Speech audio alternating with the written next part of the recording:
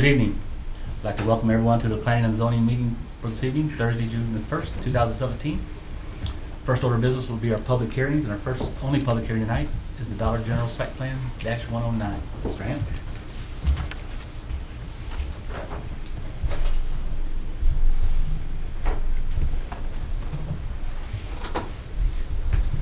Good evening, everyone. Good evening. This is a site plan approval request for the Dollar General SP-109 to be located at 513 North Highway 47. Property is zoned RC1, Planned Business District. On March the 1st, 2017, a request was filed for site plan approval for a proposed Dollar General store to be located at 513 North Highway 47. On March the 30th, 2017, the applicant requested to table their site plan approval request. On May the 8th, 2017, the site plan submitted a written request to place their site plan approval on the agenda of the next Planning and Zoning Commission meeting. I'd like to ask to make part of the public hearing record the municipal code by reference, the public hearing notice, my Planning and Zoning report, and the 2016 Warrenton Comprehensive Plan. And there is a representative here to speak for you, Okay. if needed. Thank you. Thank you, Mr. Ham. Anyone else like to speak? Step to the podium, state your name, sir. Joshua Belinsky with Call Valley Engineering. I'm just representing Capital Growth Buchalter on Dollar General project. So any questions you have about the site plan or plats, just let me know. And Thank you, any sir. that I can't answer right now, I'd be happy to give a written response at a later date. Can you restate your name for this record? Joshua Belinsky, Call Valley Engineering. Thank you. Thank you, sir. Anyone else to speak tonight towards the Dollar General site plan? Hearing none, we'll close our public hearing and open up our regular planning and zoning meeting for this evening. First order of business will be the minutes from the May the 4th meeting.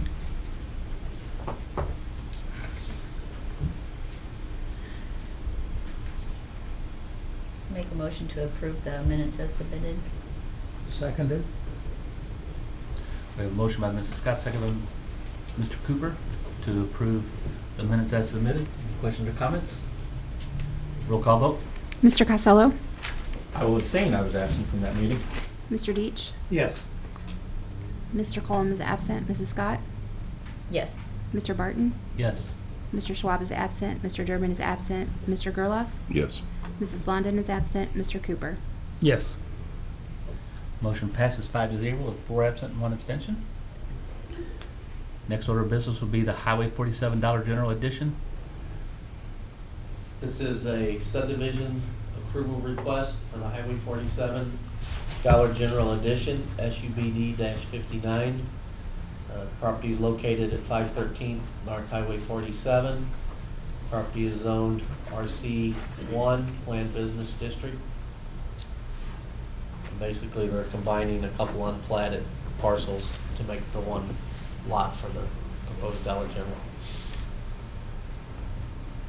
I just had a couple questions on the, where the city says you need to do these things and then they're responding back in that letter.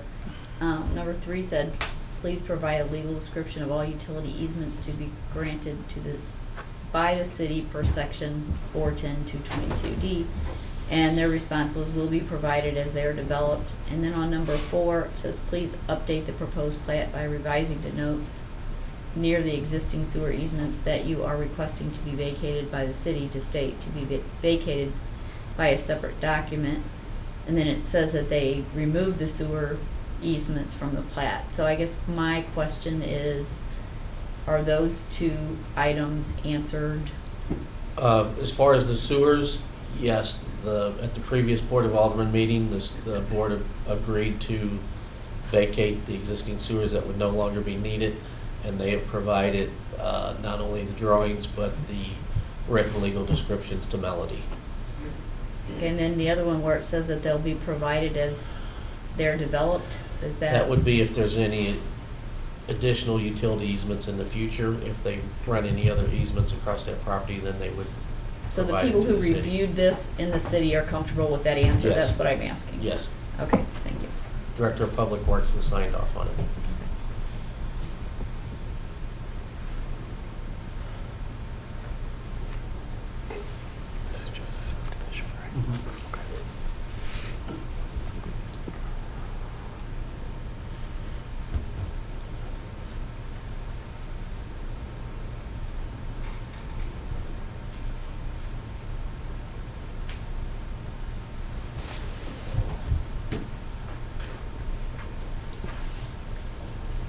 Since there seems to be no further discussion, sorry. What about the traffic situation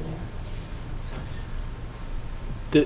That'll be covered in the site plan, so it'll be one of the things that we'll talk about. This is just the subdivision of the lot, so we'll get to that if you can hold I your just think it's question. gonna be a traffic nightmare. Well, it's one of the things that we're trying to address for future development that we can talk about with what we're doing there, hopefully to alleviate future traffic with the cooperation of MoDOT and with the cooperation of the developer.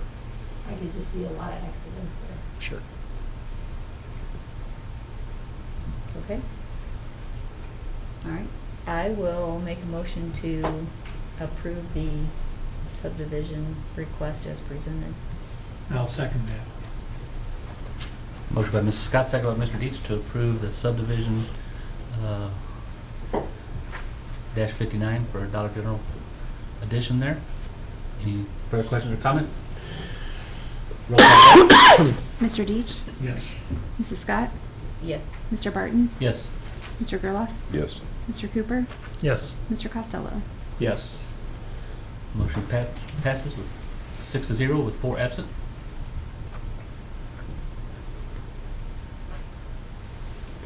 Next order of business will be the Dollar General Site Plan dash 109.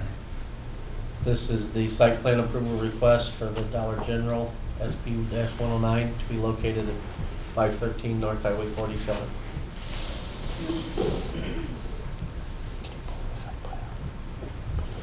And we met as a staff today, and with all due fairness to the applicant, he doesn't have some of this information that we discussed, but I want to first address the question that came up about the site plan and the traffic concerns, if we can. Number 4, second from the bottom is the site plan.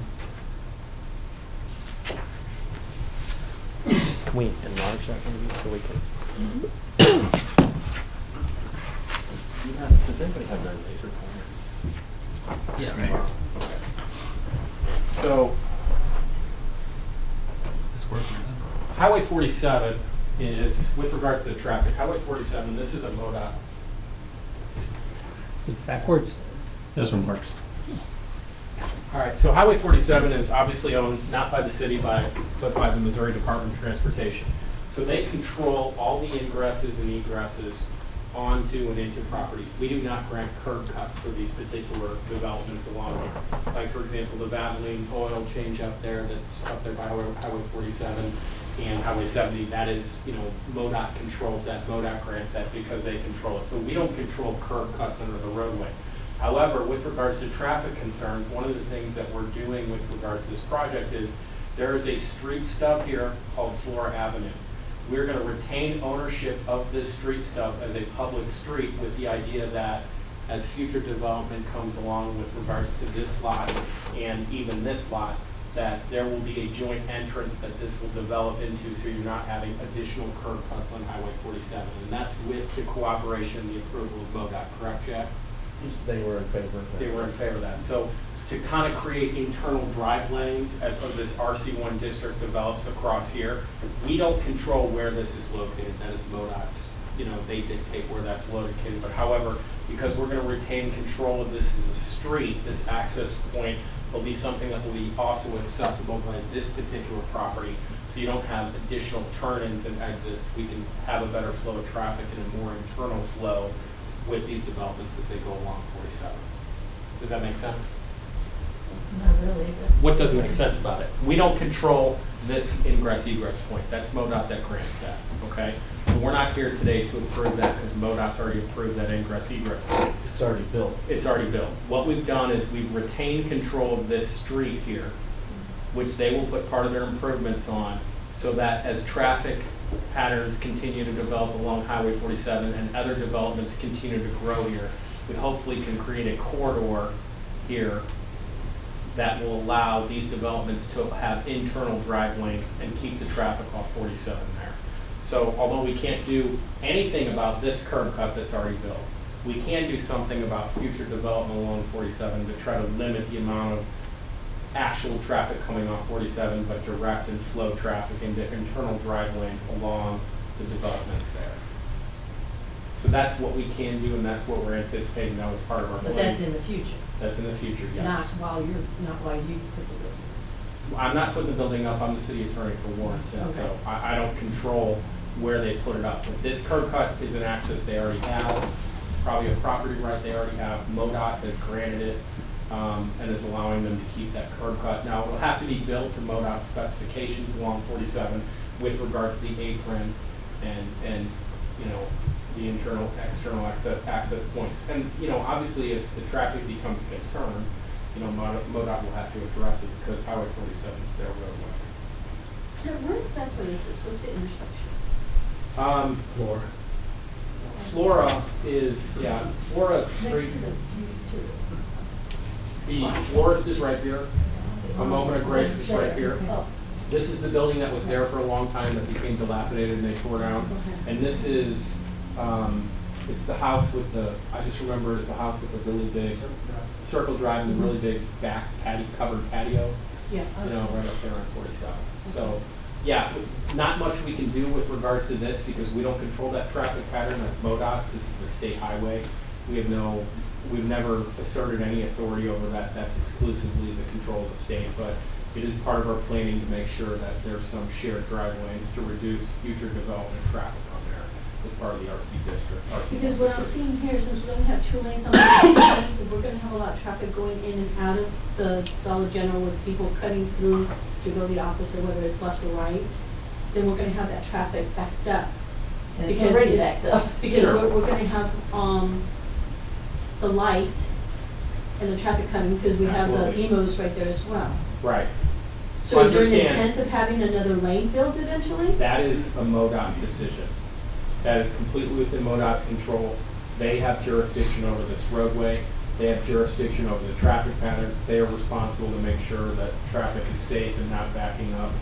The city of Warrenton, we're a political subdivision of the state. We're not the state of Missouri, so they control that. So if these traffic patterns become problematic, you know, obviously contact the Department of Transportation, will as well, contact them with other areas, you know, and we've worked cooperatively with like that extra drive lane off by Warrior Drive when that became a problem with the backup on 47. Whether And we they still were, have it. MoDOT is not requiring them to put an extra lane here for turning on there. So that's, you guys already have your MoDOT permit, is that correct? No, we were planning not to They're not changing adjust Oh, that at okay. all. So they don't even have to, they're just gonna use the property, what they already have granted there, so they don't have to get a permit from MoDOT for a new curb Built to cut. code, to Missouri standards, so we're just going to leave it alone. They're gonna leave it alone. But it'll be something, I mean, you know, hopefully this corridor continues to develop, and that's part of what we're trying to plan for here by retaining this roadway here, so that, you know, because this will logically probably develop next, this parcel right here, and they'll be able to have some shared drive lanes to alleviate some of that traffic congestion along 47. You had said that you could possibly also use that to access the lot to the, well, at the bottom. Well, we had initially discussed a cross-access easement here, which we ended up not doing because we retained this here.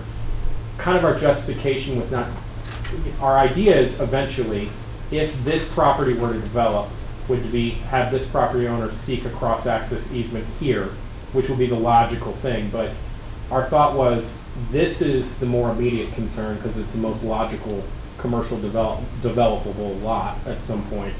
And A Moment of Grace Forest has been there a substantial amount of time. If they ever rebuild or whatnot, to work to try to get this drive lane as a joint drive lane, and that's something we've addressed with the builder to say, you know, eventually, you know, we would like this to be almost an ability to turn off the Highway 47 and have this alternative to access all these points of, you know, commercial development so that you can alleviate the traffic off 47. If The that's piece of something- property to the south is not Moment of Grace, that is the old Scott Sanders, he was an accountant. Oh, is it? It's a vacant, Okay. I thought vacant it house was right now. The florist. The florist is the next one. No, I think it's the florist. I think it's the florist, Kevin. No, I just looked at, I looked at that when I went through Scott Sanders building, and then the next one is the florist. Oh, okay. No, I think the little house you've seen is the one they're demoing for this development. There's a vacant house there that they'll demo. Oh, they are demoing that one? Yeah. Oh, okay, all right. So, yeah, so this is the This will be- florist right here, because I Oh, okay, was, all you right. threw me off, Kevin, because but. I didn't know they were tearing the old building. We Okay. studied this pretty significantly with the idea of, do we require a cross-access for this here, because it's the first piece? Right, But the idea being, well, we'll make sure we have this joint access because this is the property that's most reasonably developable for the future. And the idea is if this does develop commercially beyond, differently than what it already is, is that make sure that we have an ability to have a traffic pattern that alleviates Highway correct, 47. okay. Well, then my next question would be, why do you not want to address that now? Why would you leave that to the future developer to address that issue if we can address it now?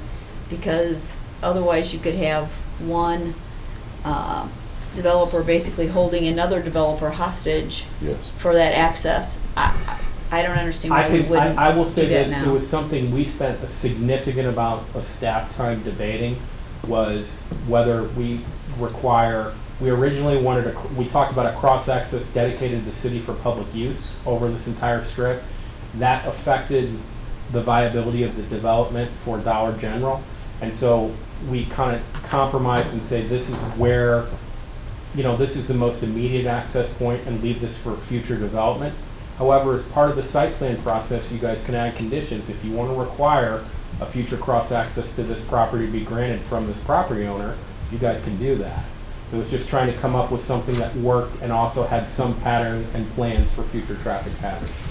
Is the cross-access issue and the granting of an easement, is the issue primarily that it would cost available parking spaces and not meet necessarily the standards for this?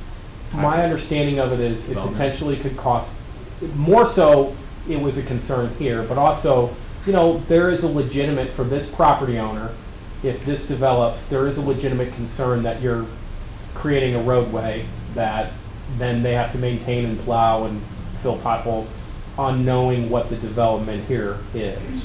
Now, one of the things you guys can consider as part of the site plan process as a condition is to say, when and if this property develops, that they shall provide a cross-access across this property under reasonable terms, where essentially you're acknowledging as part of the site plan process that they're going to have to provide a cross-access here, but not require it now because, this could, the florist could be 10, 15 years before it's there.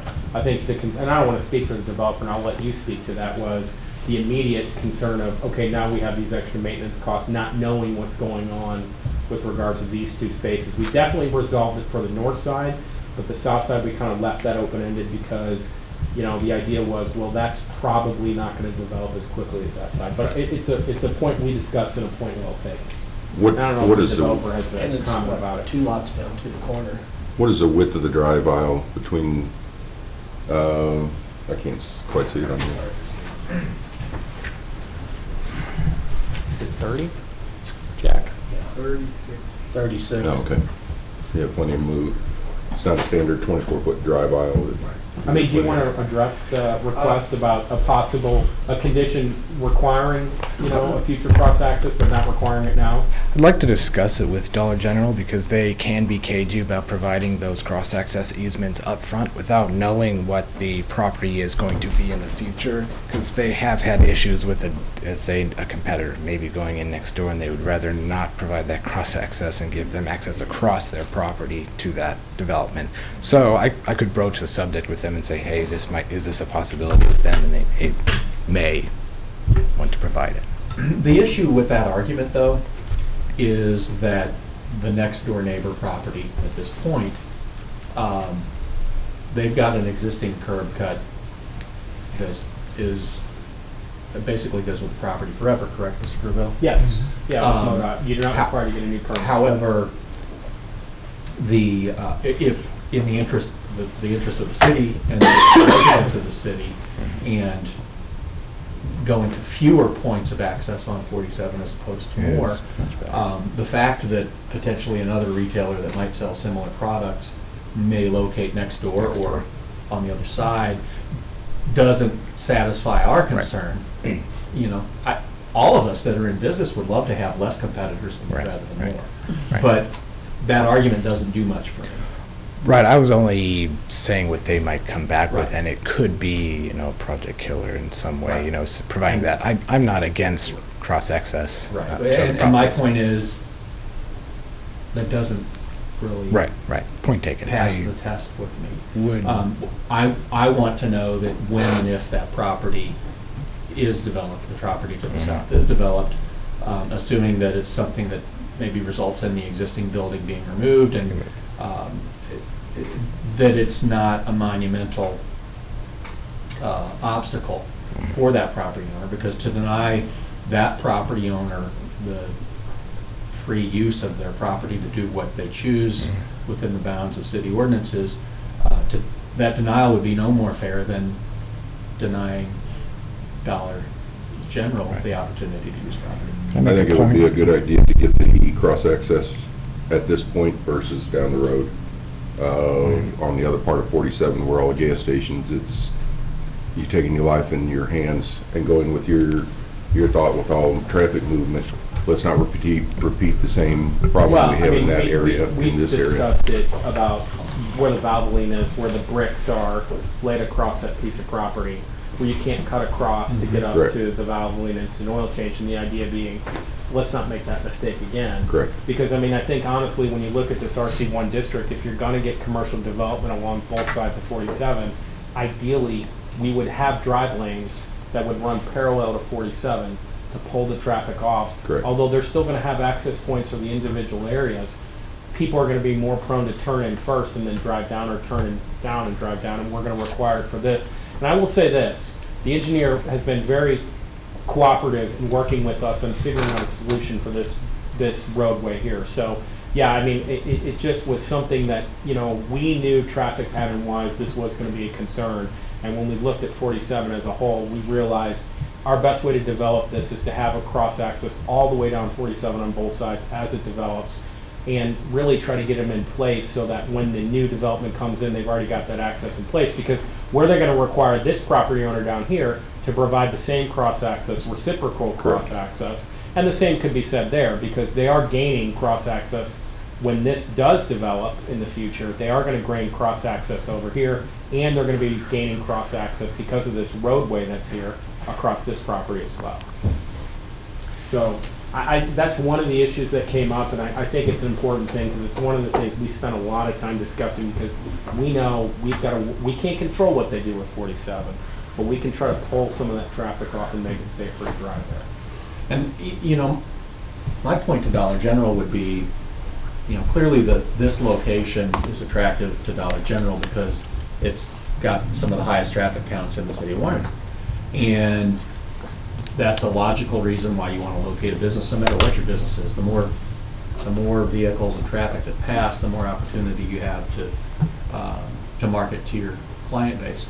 But I also think it's reasonable that in exchange for those high traffic counts, one of the obstacles that comes with that is our planning process of trying to ensure orderly flow of traffic and to address potential public safety issues. You know, if we've got 6 points of access onto Highway 47 from the west side, that is very likely going to lead to a lot more traffic issues and potential accidents than if we have maybe 2 points of access. And so Yeah, and I'm I pretty think- much on board with everybody that's talking about having this cross-access addressed as part of the condition.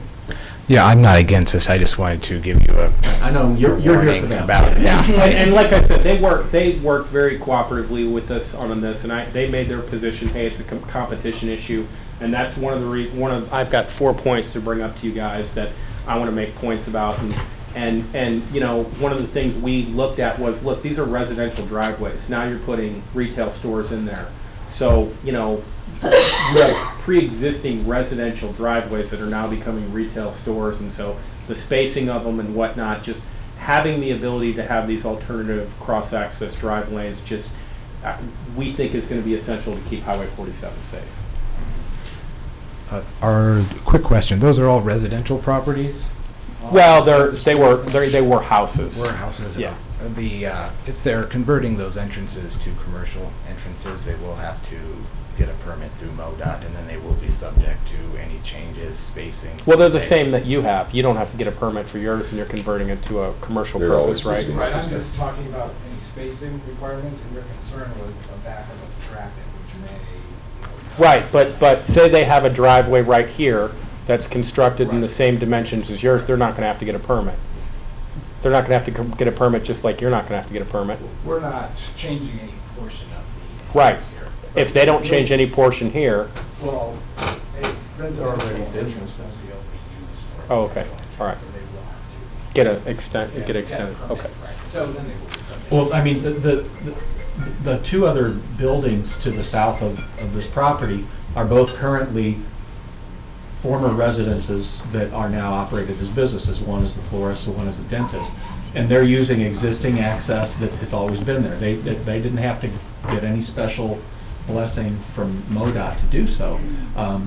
You know, those access points are rights that go with the property and are handed from one property owner to the next. Right, if that's the case, if they are up to code right now, then they will be able to use it. As I say, they were reconstructed when 47 was Okay. widened, so they're Okay, put in great. the I MoDOT did not know standards. that, so that's a good point. Yeah, so I mean, I think it's just something we gotta think about. So, there's a couple other things I wanna talk about with regards to, that I just wanna get out, that is new to him, that we discussed as a staff. Can you pull up the landscaping plan?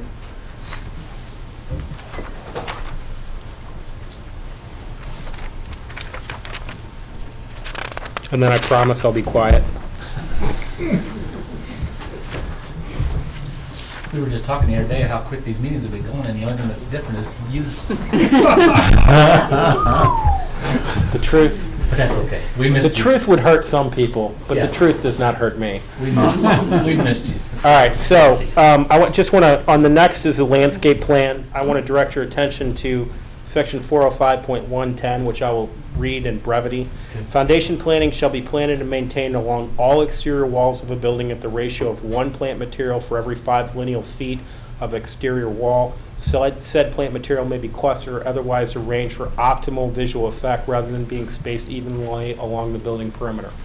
The issue that we talked about as staff, and this is not in any way Dollar General's engineer being deceptive in any way, because this is a condition that came out later in their site plan review where we directed it to them.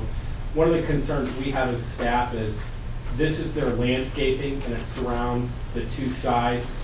It's my opinion that this landscaping must be evenly spaced for quote-unquote optimum visual effect around all 4 sides of the building and not just clustered in the rear and along the side.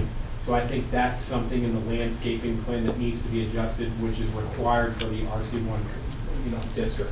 So that's the first he heard of it, so that was one of the points I wanted to make. And I don't know if you guys have any questions with regards to that. And then finally, I have 2 more, and then I'll sit down. I seem to keep adding ones, don't I? If we can bring up the rendering of the front of the building. Sheet A2.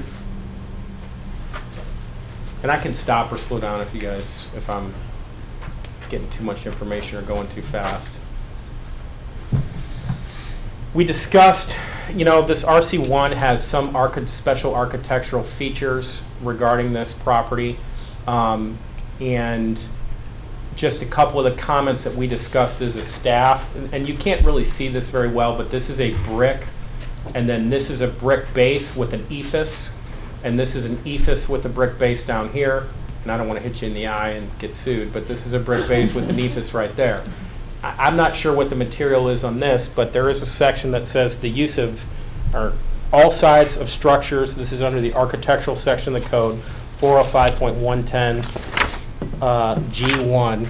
All sides of structures shall receive equal architectural treatment to be compatible with each other as determined by the Planning and Zoning Commission as a site plan review.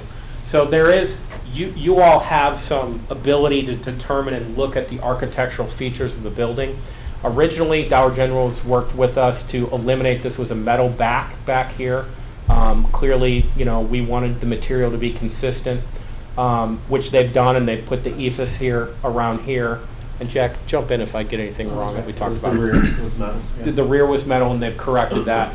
You know, our review as a staff, you know, we kind of, if you kind of go down 47, you have the Walgreens building, which is all brick and stone. You have the Emos on the corner, or you have I don't know if it's Emos then First Bank, but Yeah. First Bank and Emos, and you have Jonesburg Bank. Jonesburg Bank is our first structure within the RC1 district, which is this more, you know, decorative feature kind of building. And so, you know, looking at this, there was a couple of suggestions that we had. You know, obviously the buildings I all mentioned are completely brick. Now, EIFS is very common as a construction material for buildings, and it's a nicer material than the metal, obviously, and that's an upgrade from the metal that was there. So their architectural feature, the brick here, is only brought up to this line here with the EIFS. This feature is not on all four sides, which, you know, I deem to be an architectural feature. And so the idea, concept we kind of discussed for your consideration was the concept of maybe requiring this to go all the way around the building, so it's on all four sides like it's, you know, the code calls it out. And then can you pull up that? And then the idea of possibly asking the builder to add a coping at the top. So you essentially have the brick and then, you know, something like this to kind of offset the top. Can you pull up the picture of the rendering again? Or something like this right here. You can pull that up. You know, a coping at the top of the building to kind of balance out the difference. So the idea of possibly, yeah, that's what I want right there, Greg. You can pull it up.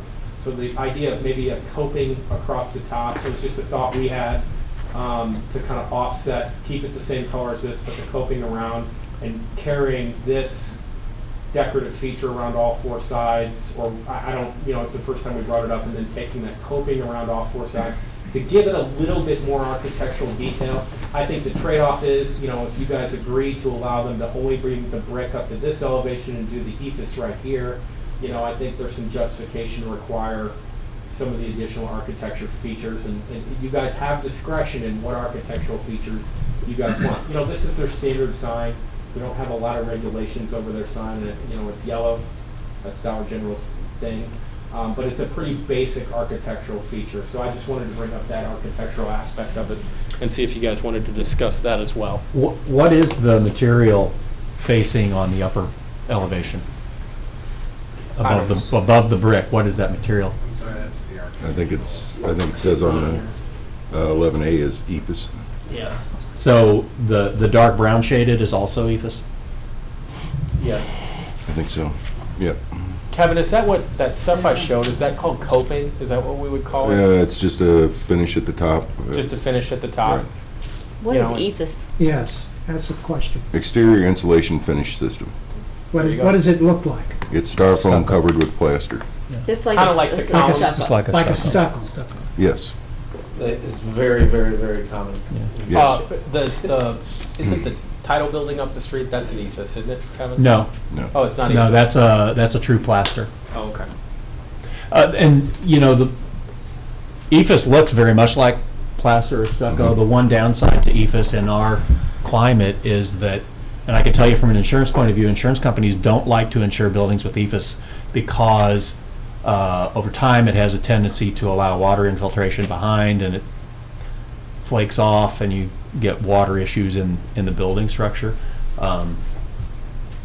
It's And- far less expensive than the true plaster or stucco. As far as running the parapet wall, that I would like to see down three sides. I wouldn't say on the rear of the building because you have the roof sloping off, and that would be a nightmare to get the water out from behind it. Yeah, And nobody's gonna see the I back think of it. that's a good point, Kevin, because one of the things we talked about was, okay, you imagine the RC1 district is built, so you're from a residential structure looking up to a commercial strip, but it's a pretty far distance, and it's the, That lot's extremely. but what's the building that's behind it that could see it? It's like the American Legion or something like that, Yeah, and the city park. and the city park. VFW. Right. VFW, that's what You have to go through a big ravine. So, you know, I think there's always trade-offs with regards to what you do architecturally. I mean, Kevin, what do you think about that decorative coping on the top to kind of get We wouldn't have to go that elaborate, but there could be something done on the top of that would give it some, let the architect come up with a design for the top of that. Because what you're looking at on a lot of that is precast concrete set on top of a Yeah. masonry building, so. We were just like, well, this looks pretty. Yeah. I was, yeah. So that was just kind of a thought of maybe something to, I mean, give it a little bit of a, and maybe bring that color to the top too, to kind of set it off.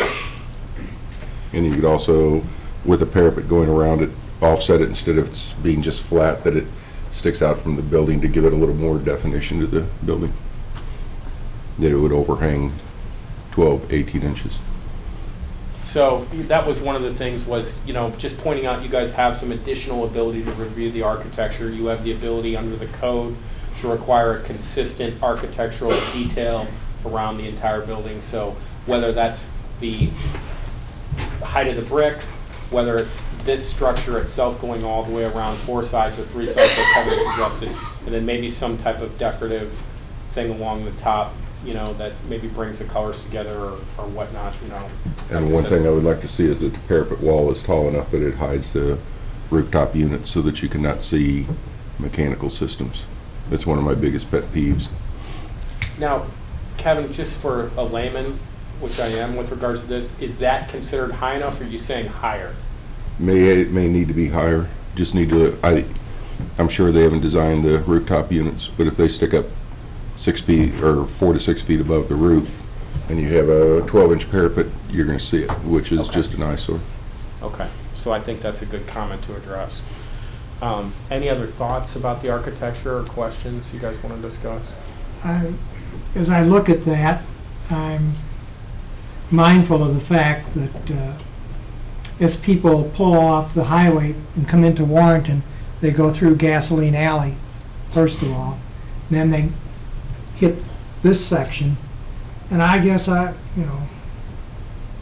not meaning to be offensive, but I'd like to see something other than a Grandpa Pigeon look along 47. Well, and That's what they're we've trying set to some do. standards with Emos, Jonesburg Bank, The with, banks are fine, you you know, know, they look good. you have a very attractive building, and, you know, I know Dollar General is, like any other developer, trying to save money, but I think we need to address that to Yeah. get I a like little to more say, I'm not brickwork trying to to be match the area. offensive, but Well, I think there's some things architecturally that are not that expensive to do. I mean, I think the question I would have, for example, is, are you guys okay with the ephes, you know, as opposed to the brick on all 4 sides? You know, the planning and zoning has some flexibility with regards to what you know, are going to require this brick to run on all 4 sides all the way up and allow a portion of it to be ephes. You know, I think that's one of the things that you guys can consider, because I think, you know, you're right, I think a lot of it comes down to cost, but, you know, if the ephes may be okay here, maybe there's, you know, putting more architectural details. I mean, it's a pretty basic architectural detail. You Well, know, and there's the front of the building is split face block. That's not brick on the front, Oh, if it's I not, remember okay. it.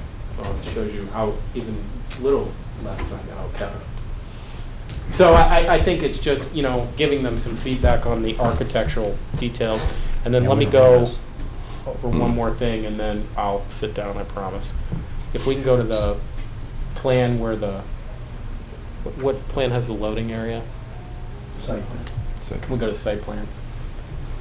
So the face of the building's not brick at all, that's actually, It's, reading on that, I think it's 9A, it says it's split face block. I can't read it. It's too It's, small. I read it when I was sitting back there. So you Eight-inch guys, split-face concrete masonry unit. Yeah, CMU. so you guys have the ability to require a higher level of architectural detail if you guys want to in the site plan process. The final comment we had as staff here was, unlike a lot of commercial developments, they do not have their loading zone in back, and part of that is just the grade of the property drops off pretty much at this point. So they have designated a loading area right here. So as a staff, we're recommending that they not be allowed to have any semi-trailers on the property during the hours they're open, because that affects this many spaces. And not, in addition to not having any semi-trailers during their hours of operation, also not having any unloading or loading during the hours of operation, because otherwise this would conflict with code having the loading area there. So thank you guys. That's my comments from a staff perspective. I'd like to go back to the front elevation where we were talking about trying to match other architecture that's already been set by the bank, EMOs and everyone else. I think we need to look at that as do a combination maybe of brick and split face block, you know, where there's a wainscoting of split face block with brick above that, just to give a little more and give some architectural detail to the front of it, whether it's some fake columns, since if we put the parapet out, do some fake columns coming up the corners or something at the door, just to give it a little more pop. And I would add, I think that the side elevations, to continue the brick down the side elevations is a reasonable thing to ask to be consistent with the other structures in the zone. The rear elevation, if they were to do this, Nobody's gonna see I'm it. not as concerned about that. My concern with EFS is long-term maintenance of it, because you find a lot of buildings, you know, with the freeze-thaw cycles that we have, and granted our winters aren't maybe as severe as they used to be, but the freeze-thaw causes that eventually to fracture. You get the water behind it, it flakes off. I don't think that Dollar General would want to have a building that's not well-maintained, because it means you're not going to attract clients necessarily as well. But I would prefer to take the question off the table, and I think Kevin's suggestion is good. I'd just like to see us be consistent and run down both sides with the brick as well. And go along with it.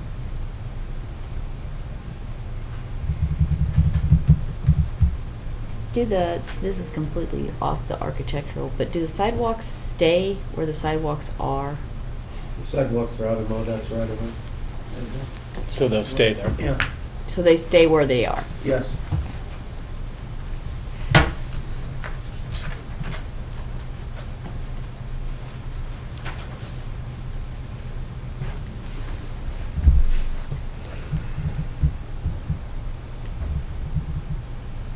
So the issues that need to be dealt with are the architecture, the landscape, the cross-access.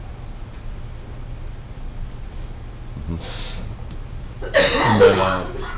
the dressing on the parapets. Yeah, But I think it's parapet part of wall, the architecture, hiding the roof truck units. And then just a condition restricting the loading area, which we're fine with as long as that becomes a condition of the site plan. Because there's really not a other reasonable spot for them to locate it without a huge amount of fill. And this would be something that we could make recommendations on, and then the city, the board could Well- basically take our recommendations and, Yeah, I mean, Take it from I there. think I would have to ask the representative of the developer that's here tonight, whether or not you want to go back, because especially like with the architectural details, they may come up with something that you guys like that's even different, that's maybe more cost effective. And I don't know and it would be up to you if you would want to request that it be postponed to next month, because we've already had the public hearing. If you would want to request that it be postponed to next month so you can talk to Dollar General and see what they want to do and how they want to address maybe some of these concerns and bring some comments back from the meeting. Or if you want them to just say, this is what we want, and then that's a specific condition that then you have to meet.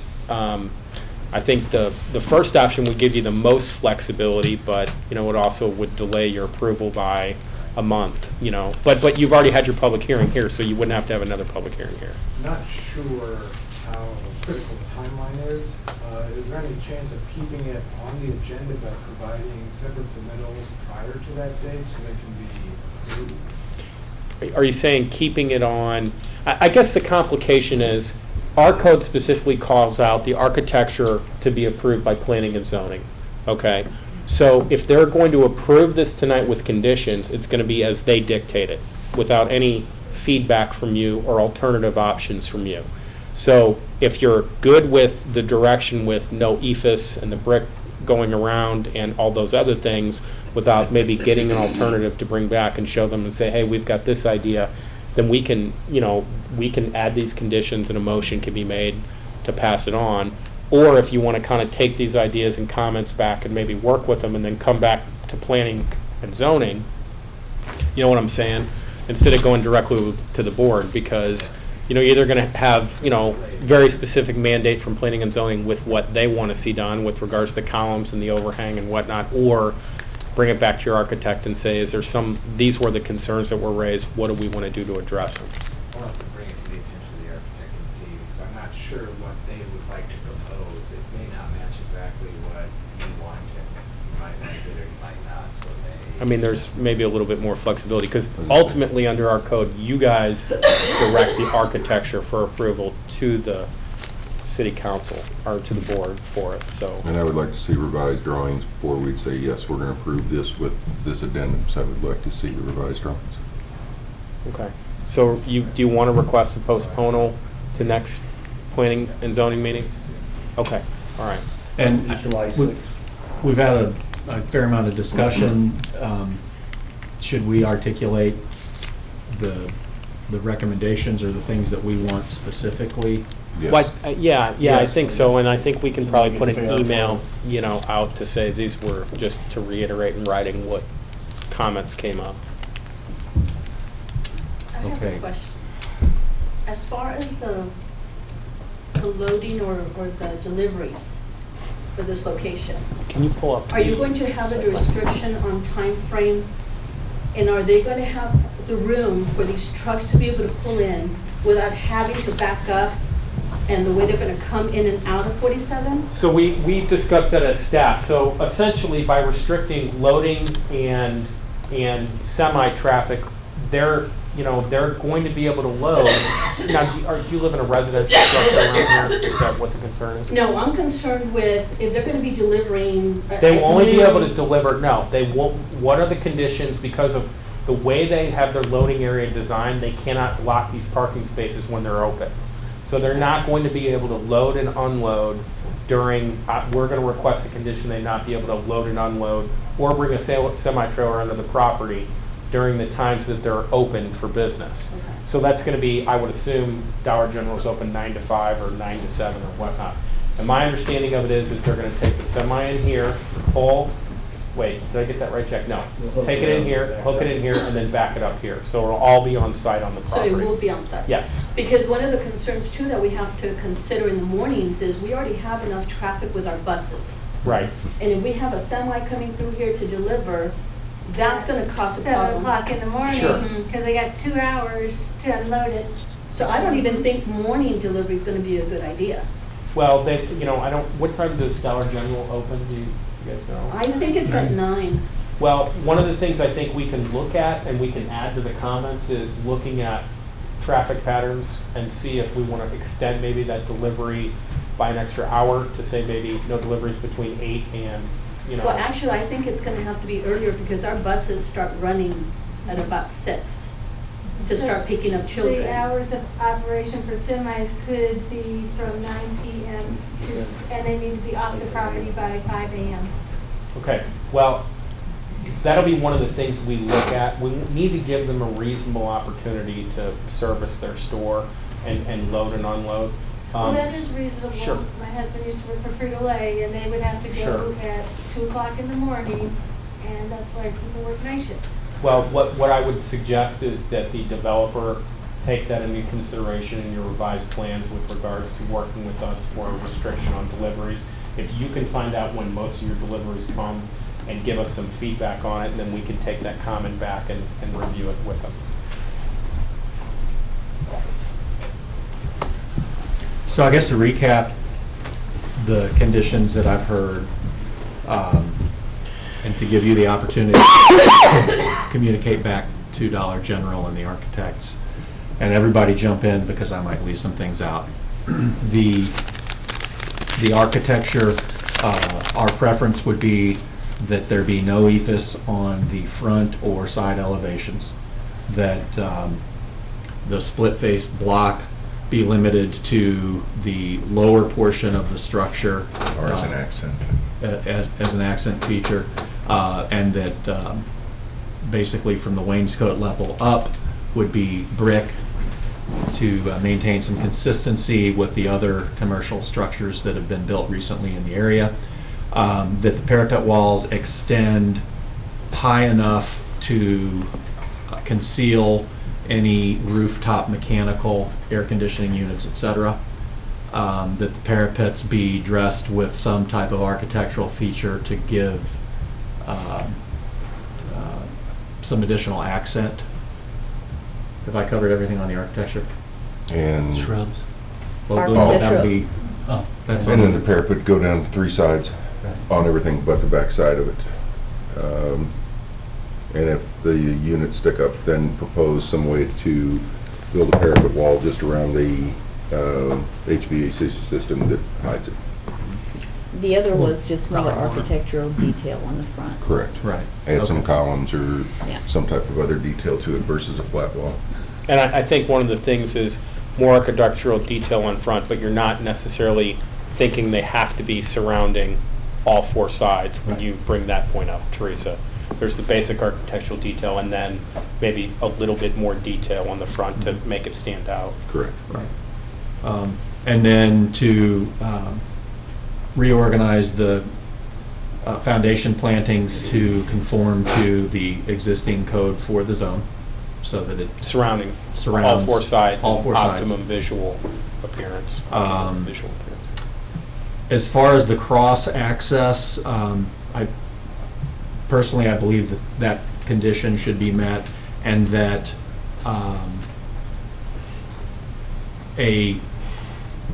that they can't use the possibility of a neighbor being a competitor as a reason not to grant the cross-access. And like I said, I think we could reasonably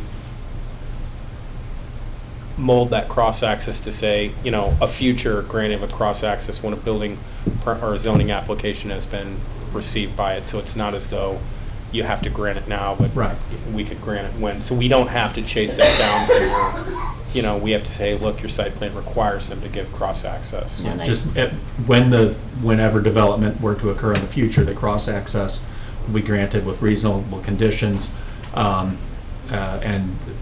a competing business is not a reasonable objection for cross-access. I think that covered it. We didn't leave anything out? They talked about that. And what Mr. Gruville said with respect to the loading and unloading hours, I think that is because I'm envisioning a tractor trailer stopping on 47 at 7 in the morning, and I agree. I mean, it's hard. I turn off of Banner Street and make a left turn at that hour of the morning quite often, and it's hit and miss as to how long you have to wait already. We've had a lot of points that we've raised that we seem to be somewhat critical. I would like to commend you for preserving some of those large trees in the back. Thank you.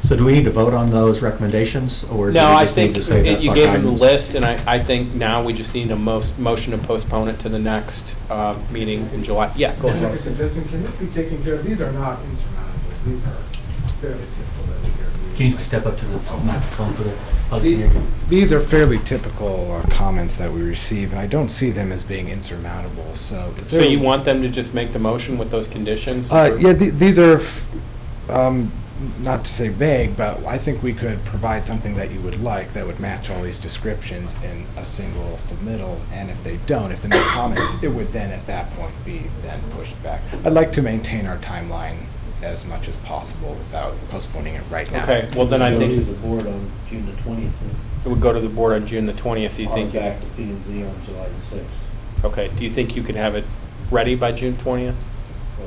June Your 20th. revised drawings, it would need to be I believe so. for that, for review. So I think if they don't want it postponed, or you guys have an option to postpone it if you want to see something different before you approve it. Right. So even though the applicant doesn't want it, you guys can move to postpone it till the July date. Or you can take each one of these conditions and make them very specific with regards to the time, with regards to what architectural changes you want, and just set the conditions and then they can meet them. It's up to you.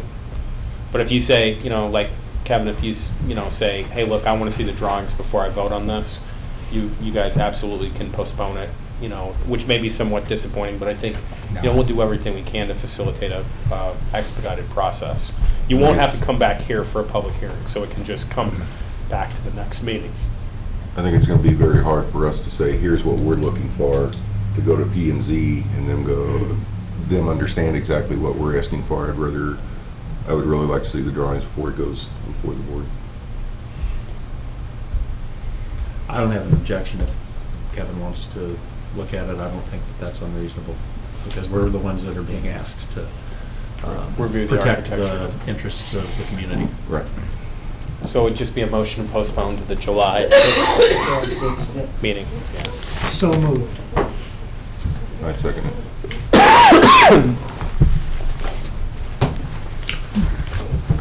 So we have a motion by Mr. Deach, second by Mr. Gerloff, to postpone the Dollar General site plan -109 until the July 6th meeting.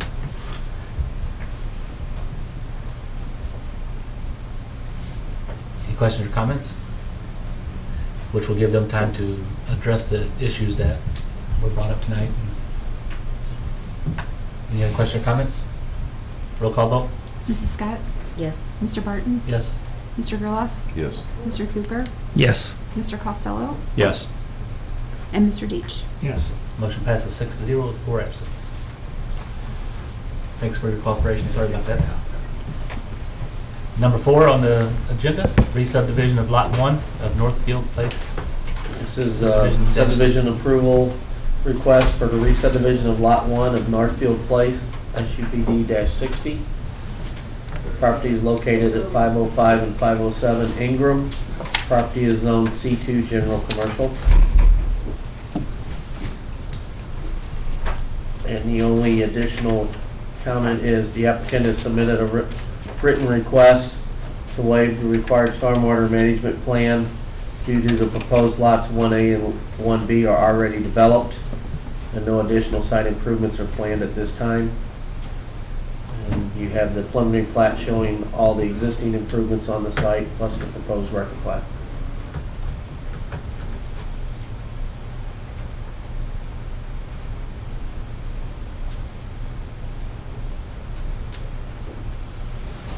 My question on this is back to sidewalks. I know it's a subdivision and it's very far north, but were subdivisions or were sidewalks or the sidewalk fund addressed in? I was having trouble reading this one because it was small. So were sidewalks or the sidewalk fund addressed in that subdivision? The sidewalk fund was not, since they were splitting 2 existing commercial properties. I don't know if we can force them to do that now since the site was already approved. Chris, that might be a question for you. Well, when we subdivided before, It was one, it was what is one that? lot. That trouble seeing that. This is a building here right on 47, and that's the building behind it. Well, we have in, like, for example, in Bruni, we required a revised sidewalk or a contribution when that subdivision was done. I'm not prepared to answer that question because I did Ingram not. Lane is basically a private drive. It's not a city street. So the only place where you would be asking for it would be along Highway 47 there. Is there sidewalks along 47? Not there, no. There's not, but There's we'll- nothing from Ash Road north. But it's one of those places where we need to really have them, but going Yeah, out it North really 47. That's something we could force them to do. I mean, But that's what I would think you would do, just the sidewalk fund. I mean, honestly, I'd rather have the easement for the sidewalk. That's the bigger pain to get. I haven't looked closely at this one. I did all my talking already. Could you do the subdivision requirements say that they either have to put in a sidewalk or Right. contribute to the sidewalk fund. Could you get an easement in lieu of a contribution to the sidewalk fund? Yeah, sure, absolutely. Is the owner of the property here? I'm the agent that represents the buyer. Oh, Could you okay. step up to the microphone, please? We've had a lot of talking from the field today. State your Sorry, name. I tend to. My name is Debbie Thomason. Hi, Ms. Thompson, thank you. The property in question is not the front property that faces 47.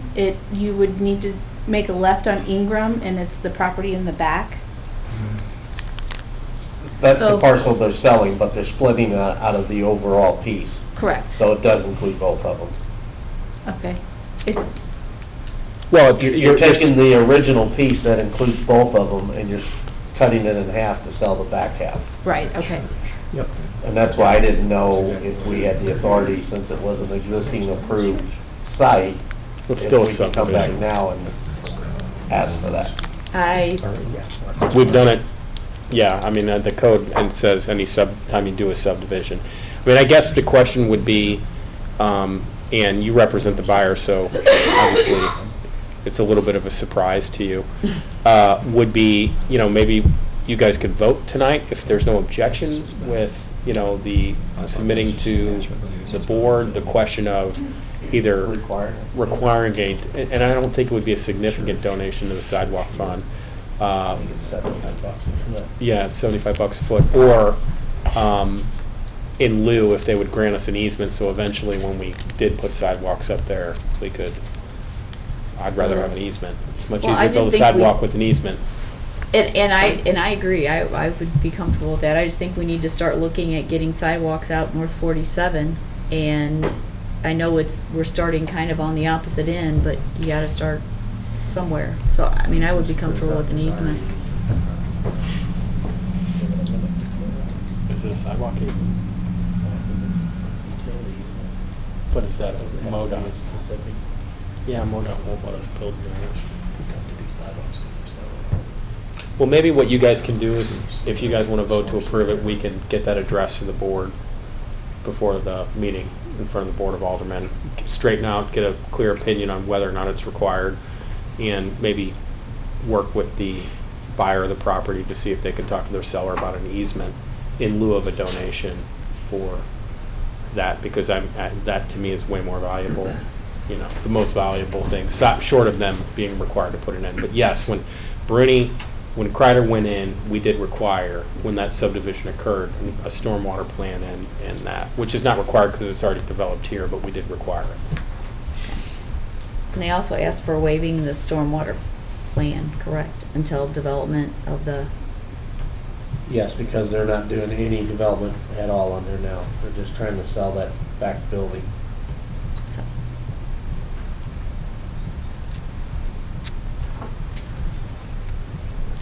Yeah, I think on Bruni, they just submitted the overall stormwater plan. Do you remember, Brandon? Is that what you guys did for Kreider? Kreider was already covered because it was. Right, part but of we the subdivision. required it, and then I think academically, you guys just submitted the entire subdivision plan for that property. It's Well, similar. for them lots, it's already, it was It's already right. approved with Yeah. the original Right. subdivision. Yeah, this one's clear up, but there's two easements across the front already. We'll get One an looks like it's answer to Missouri Edison. before the I board can't votes really on it, if that's okay. Okay. So to make a motion on that, would I basically say that I would like to move that we accept it with the, You don't want to make the Consider- condition with consideration. with consideration given to the sidewalk development fund or a Easement in lieu of? easement in lieu of. With emphasis on. That's fine. easement. That's a motion. I'll second it. We have a motion by Mrs. Scott, second by Mr. Deach, to approve the subdivision of Lot 1 of Northfield Place -60 with the consideration of an easement in lieu of donation to the sidewalk fund, or whatever the board would decide. It's fair. Is the sidewalk fund acceptable, since there's already two easements there? Well, let's wait and verify that the easement's usable, because there's certain easements we can't use to put sidewalks in under MoDOT if it's along That they're not 47. afraid of. Yeah. They might not have a choice, but. So the sidewalk fund or the easement, whichever the board deems to be in the best interest of the city. Any other questions or comments? Roll call vote?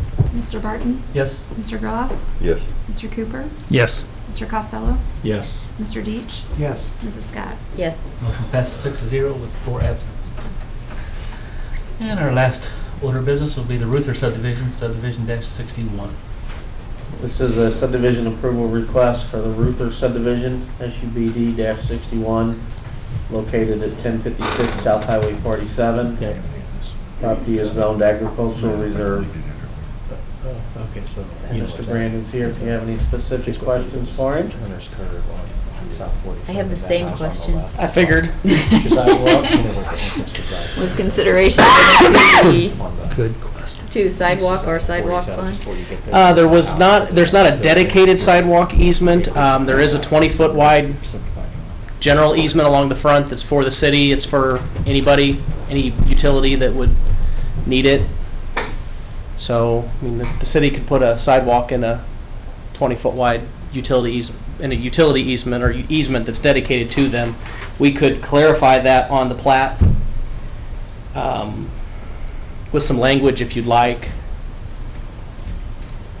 Traditionally, it's been, or I think the ordinance calls for either sidewalk development of the sidewalk or contribution to the sidewalk plan, where it's in the best interest of the city. And here again, I don't know with where that particular piece of property lies, you know, what would be in the best. South of Harvard Place.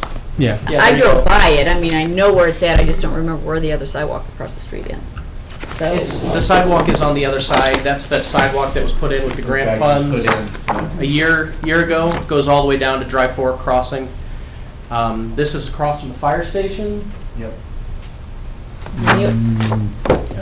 the ordinance says on major roads it should be developed on both sides of the road.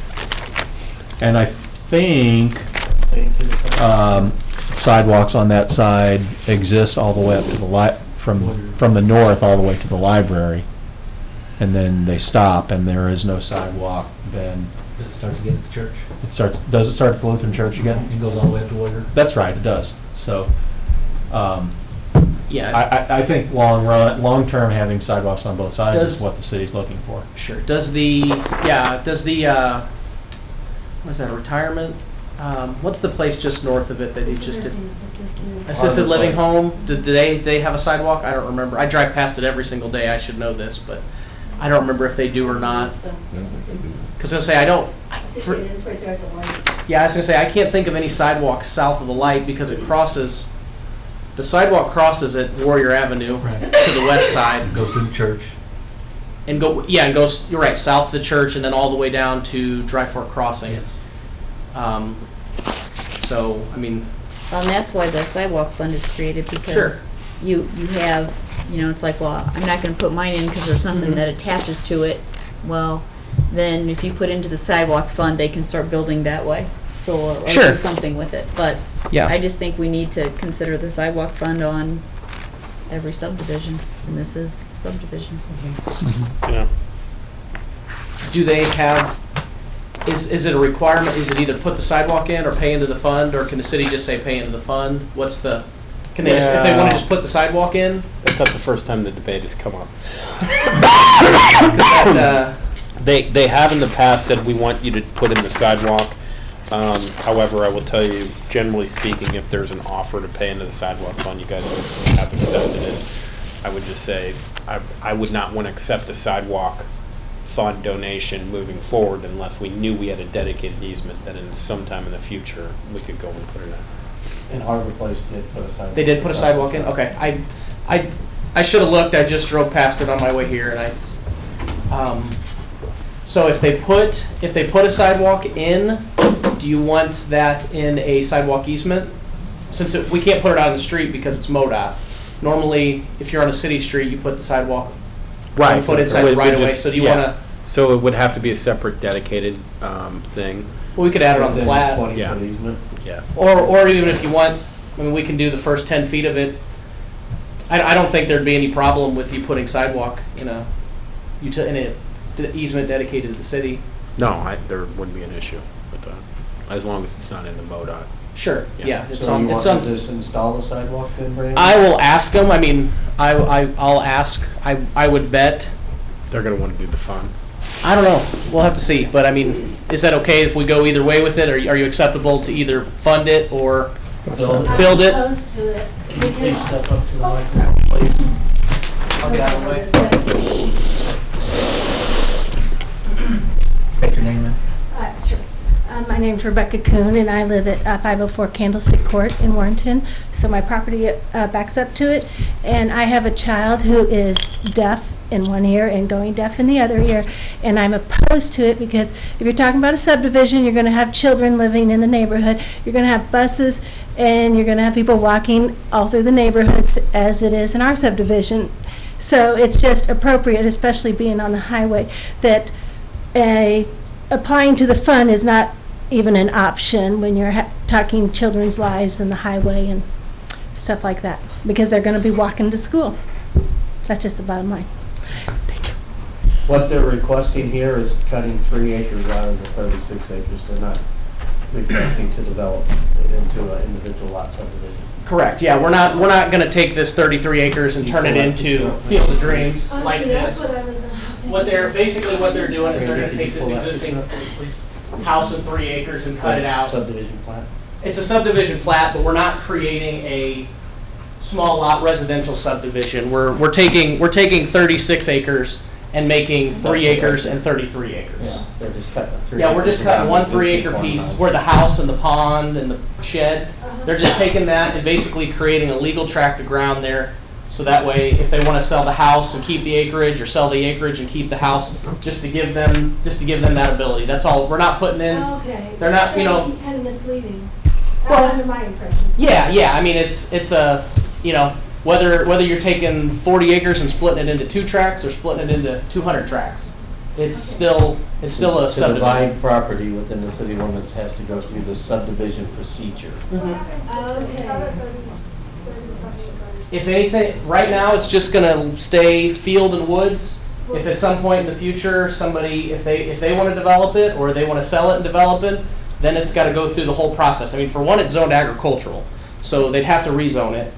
And then they have to submit subdivision plans, site plans, all the stuff that everybody else has to do, like the Dollar General.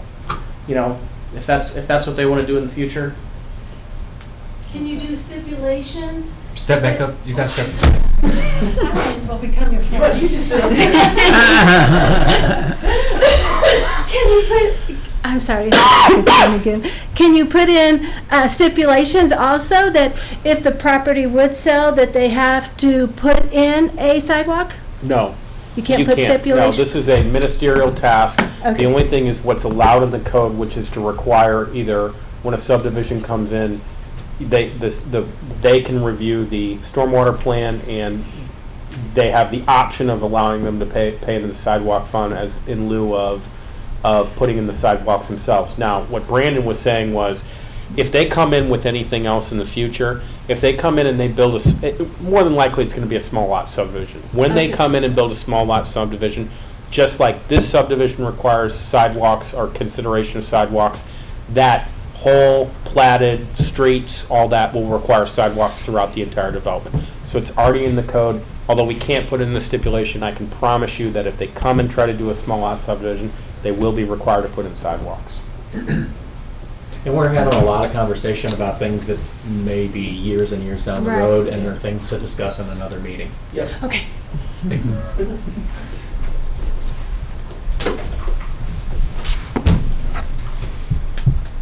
So I'll go back to the question though, so.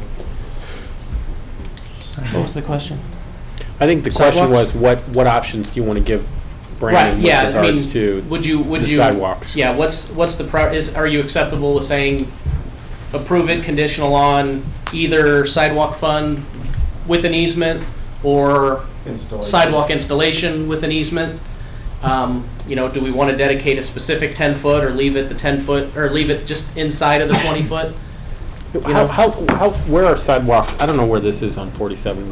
How close are we to having matching up sidewalks? There's a sidewalk right here on the retirement home, but then you got probably Here's the 3 acres they're cutting down. 800 Here's feet or our so place. north to get to the stoplight, 800, So they- 1,000 they've feet, got it something like right that, right north to the here, stoplight. And then there's nothing till you get up to Warrior.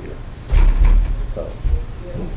And then south, this is the southern, Southern. this is the southern city limits, so there's nothing. I don't know. I think that's up to you guys. It may be a good spot to get an easement and a sidewalk fund donation. Here's my thinking. The 3 acre tract where the existing home is, having a sidewalk there, which would connect up to the adjoining property, I can see the logic in that. I don't see a lot of logic in putting any sidewalk across the remaining 33 acre frontage because We don't know When what's it- going to go in there. when and if that's going to be developed, you're going to have very likely heavy equipment and stuff trying to drive across a yet to be defined and approved curb cut by MoDOT. So I don't see a lot of benefit to having the sidewalk across that stretch at this time. So the easement and the donation's probably, the way to go. I mean, if they want to do the sidewalk across the 3 acres for the existing home site, yeah, but I think the donation and the easement on the remainder is a more logical way to go. That's my, Is that a motion? okay. I'll make a Well, we motion. need to address the stormwater issue too. Okay. Okay. Oh, well, withdraw that motion. All right. The stormwater issue is simply that they don't want to submit the stormwater right now because they're not changing There's nothing anything. being developed. Yeah. What is the, Your stormwater plan would be, here's the existing stuff, here's the existing stuff. And if they develop it, they will definitely have to put in Mhm. they will Just have that- have to have a plan. Just if they develop the rest of this, that the 3 acre tract would be taken into consideration on the retention for that also. yeah, because when they develop, if they develop the other 33 acres, they're going to have to put full storm sewers and the whole thing in. So my first question is whether Mr. Graville and Mr. Hant believe that making the condition that the 3 acre existing home site, that the stormwater, that be included in the stormwater plan for the future development. Is that something that we can request and I don't think. put that on? I believe, I'm sorry to cut you off, I believe the code specifically prohibits off-site detention unless it's for a common ground. What I would say is, obviously if the 33 acres develops to anything else, they're going to have to do full detention for all of it. If the 3 acres develops in anything else besides just their home, It's going to require. it's going to require separate stormwater detention as well. Right. It's just, They're they're going to not have to. creating any new runoff. Right. Exactly. whether we do Yeah, it. so if for some crazy reason the 33 acres doesn't develop and somebody decides to go in and buy that house and bulldoze it and do some sort of a 3 acre site there, then That's a new subdivision. it's not a new subdivision, it's a new site plan. Yeah, well, It's a new, site it's a plan new is more- improvement. yeah. Yeah, it's a new site improvement, and that site improvement, for one, they're gonna have to go from agricultural to commercial or residential.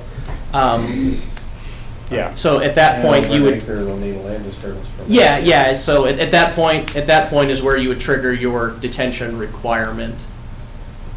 Yeah, Or have your I'm enforcement on comfortable that. with that. I think that's logical and makes sense. uh, Because for we've me, had, this- we've had a rash of like people subdividing without developments going Yeah. on. Yeah, And they're days. still required when they come in for their site plan to have a stormwater plan, right, Jack? So, Or And- written request. anyway. And to me, because nothing new is happening, if they wanted to put even a small additional building on, they've got to get a building permit with the city, and at that point, that would trigger a review of stormwater, correct? If they turn in a plot plan, yes. Or any additional paved areas or things of that nature. I mean, we're not expecting any change in the runoff on this because they're not doing anything other than changing property lines. Yeah, they're not turning a shovel of dirt. They're just wanting to create a division there. So unless anyone has an objection, I would add to my original motion, which was for the sidewalk easement to be required, that at this time, we waive stormwater review until future development or re-subdivision. Is that workable? So we're requiring the easement and the sidewalk fund.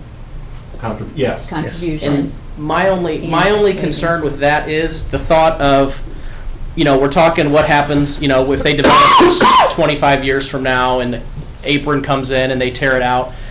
My only thought is, this is the southern city limits. What happens if the next farm down, these people decide to keep this, the next farm down develops, and then you've got a stretch there on this 33 acres that doesn't have sidewalk. I guess you could take the sidewalk fund money and put that Right. sidewalk in there. Yes. But I mean, if they put the sidewalk there and then they put a new curb cut in, they're going to have to rip that section of sidewalk out and put a new one in anyway, because it won't be thick enough to meet the sidewalk across an entrance standard anyway. Well, Well, you would have the option of installing it if that's your choice. Well, that's not what I'm hearing is they're saying if you want to install it on the 3 acres, go for it, but we really just want the fund on the 33. Was that what I was understanding? That's But as not- the applicant, you could install it all the way across the front if that's your choice. Oh, that was specifically specifically my question. I think it should be, let's put it in an easement and either contribute to the fund or install a sidewalk. Okay. Either or, your choice. Well, that's fine. I was just, for the way I was understanding what Scott was saying was, go ahead and put it in on the 3 acres if you want, but let's not put it in on the other part, just because we're not sure where the access points are. That was my understanding. So if that was incorrect, Yeah, just set it up that it's in an easement and you have the choice of contributing to the fund or build a sidewalk, either or. It's very simple. Yeah, and I mean, Brandon, if there's something comes up where that doesn't work, we can talk about it. yeah, and I mean that is And Brandon, I think one of the things too is, I mean, we can put language in the easement with regards Sure. to the access point. Say, that, I mean, you could have some reservations on it. well, and MoDOT, if they go to put an access there, it's going to be a MoDOT. It's going to be a MoDOT entrance, and I mean the city code says your regular sidewalk's only 3 inches thick, and across the driveway it's 4 inches thick, and then across the 6 and driveway it's 6. got to be 6 inches thick across the driveway. So anywhere they want to put an entrance, for one, MoDOT's got to approve it, and for two, they're going to say, this sidewalk's not thick enough, so rip it out. And when you pour your new concrete apron for MoDOT, you just go ahead and re-pour your section of sidewalk. And that developer subdivider deals with We'll that. do that. Exactly. Yeah, it may be next year, it may be 20 years. Right. We don't know. Is that consistent with your original motion? I'm okay with it. I mean, if they put the sidewalk in, it's gonna be put back in by somebody else later on in the future. Yeah, a portion of it. Portion of it. I mean, personally, I just as soon see them do the contribution. But as long as we get the easement and that remains, whether they make the contribution or build the sidewalk, I'm fine, but all of you have a say in it and the board forward is. I just wanted to make sure that we were all voting on the same motion. That's all I was. Yeah. All right. Sounds Okay. like we are. All right. So Anything that else? motion is there. I second. So restate it. All right, so I make a motion, we recommend approval of the subdivision request, subject to the applicant providing a sidewalk easement across both lots, and making either the required contribution to the sidewalk fund or installing the sidewalks according to their preference, and to also recommend waiving stormwater review at this time until future development occurs. I second it. Motion by Mr. Costello, second by Mr. Gerdoff. As stated. Any other questions or comments? Did you get all that? You're good. It's recorded. The tape guy. That's good. Mr. Gerlach, Roll call vote, sorry about Yes. that. Roll call. Go ahead. Mr. Cooper, Yes. Mr. Costello, Yes. Mr. Deitch, Yes. Mrs. Scott, Yes. Mr. Barton. Yes, motion passes 6-0. That'll come in front of the board on July the 6th. We'll close the meeting and open up the floor to Jack real quick. It'll actually be before the board on June 20th. Oh, I'm sorry, June the 20th, that's right. Thank you for July that. 6th is the next P and Z meeting. June the 20th, right? Yes. That's it. Thank you guys for everything. Nothing else? Entertain a motion to adjourn? So moved. Second. Mr. Deitch, Mr. Casal, all in favor, say aye. Aye. Aye. Have a good night.